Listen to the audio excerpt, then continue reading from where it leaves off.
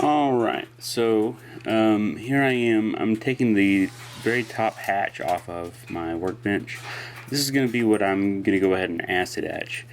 It's kind of like Jimmy DeResta and a lot of other people. I want to brand my own stuff, but it's for two reasons. One is to keep it from, to prevent it from being stolen.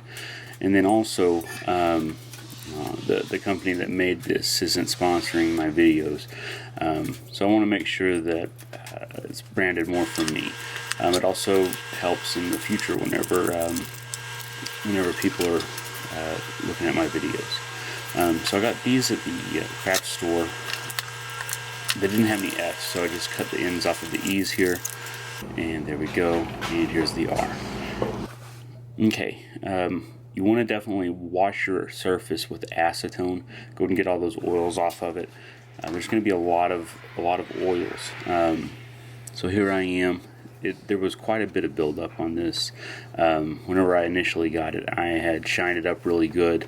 So there's a lot of streaks. Basically, you want to keep cleaning this until there's no streaks left, until you just have bare metal. And so that's what I've got going on here. Also, I'm using these rubber gloves. You want to make sure that you don't get your hands on the area that you're going to be etching. You want to keep it clean. So this was more important to me when I was doing the stencils.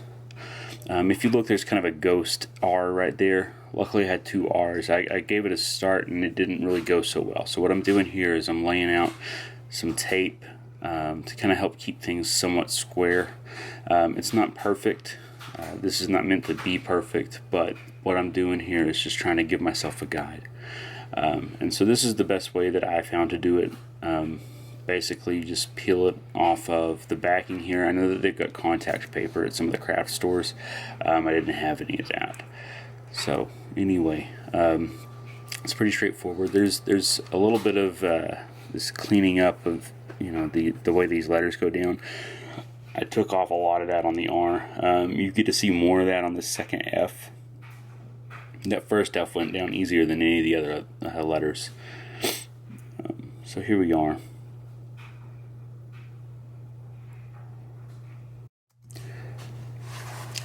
So here I've got some nail polish that my wife wasn't going to use. That's what I'm going to use to mask this off. This is kind of a long painting process here, and I think next video I'll definitely cut down on this, but really all you want to do with this is just make sure that you get all the areas masked off that you're not going to etch. I wasn't really sure, this is my first time to ever acid etch, how this was going to go, so I wanted to err on the side of caution. So there's definitely me putting multiple layers of paint, me filling in all kinds of areas, and in the end I was actually kind of glad that I did it that way. I used cotton balls to do this rather than Q-tips because the letters were so large, and so those have a tendency to hold a lot more of the acid or vinegar, and so this blocks out more of the places where you could potentially leak. And this is probably the most satisfying part of the entire process, whenever I peel these off and it just masks so well. Here I am, I'm getting a cup, filling it with cotton balls and vinegar.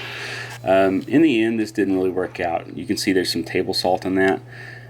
Here I am actually doing the acid etching. There's a lot of other great videos out there, but it's kind of a quick process. Once you have it hooked up, it doesn't take much. You can see I've already done the R here, so now I'm just working on that second F.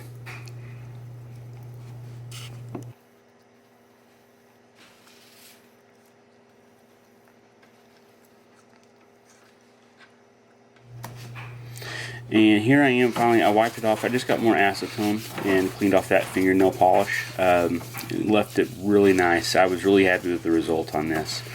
It is a little splotchy. That's something that I'll probably work on cleaning up in the future, but here we are. Okay, so I just wanted to take a second to talk about what I used to etch the workbench here. I just got these batteries at one of the big box stores. And then I got some 10 gauge HTTN stranded wire. and 2 sets of alligator clips. And what I was able to do with that was, one essentially clips onto your positive, and that's what you'll clip onto the piece that you're working on. The other one, your negative, is going to be what removes the metal. There's a lot of other videos out there on YouTube about how to etch metal, so I didn't want to go too in depth on that.